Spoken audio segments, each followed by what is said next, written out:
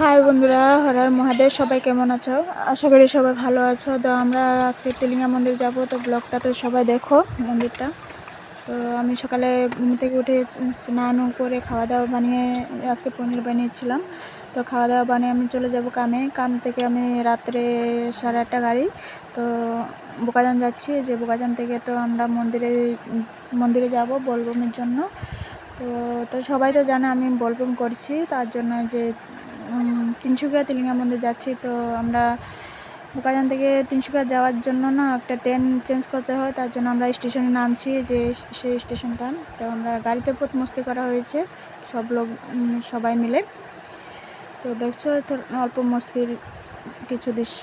তো আমরা রাস্তাতে দেখছি এরকম, মানে এই জায়গাটা জলা মতলব খনি, তেলের খনি। তো আমরা আয়া পড়ছি সব মন্দিরে। দেখো বাইরের দৃশ্যটা বহুত সুন্দর দেখতে, খুব খুব খুব সুন্দর দেখতে। তো আমরা জল ডালা হয়েছে বাবাকে, জল ঢেলে তো আমরা সবাই মিলে অল্প ঘোরাঘুরি করলাম। তো এটা না সবচেয়ে মন্দিরটা কিসের জন্য ফেমাস? ঘন্টি, যে কোনো মানসিক হলে তো ঘন্টি বেঁধে আবার যেতে হয়। তো দেখো খুব ভালো লাগলো এসে। তো ওই যে দেখো অল্প আসামের চাপাতি বাগানের দৃশ্যটা। তো আমরা অল্প খাওয়া দাওয়া করে আবার সকালে 8টা গাড়িতে আমরা এসে পড়লাম।